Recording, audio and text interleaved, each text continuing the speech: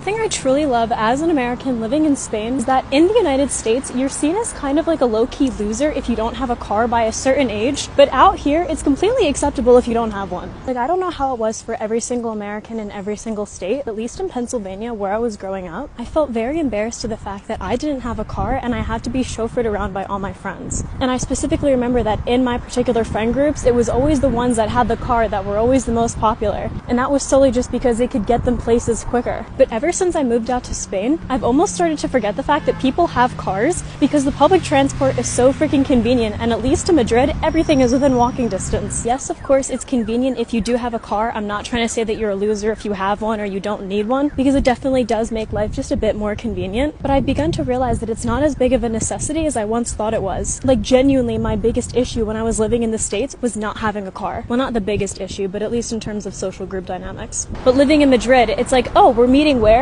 Cool, I'll walk. Oh, it's far away? Okay, I'll take the metro. It's not like I have to wait for my mom to get home from work to drive me somewhere, or I have to have one of my friends chauffeur me around. And part of me is nervous to go back to the States because I just now today remembered that I don't need a car anymore, so now I'm wondering what else have I forgotten about before and after moving.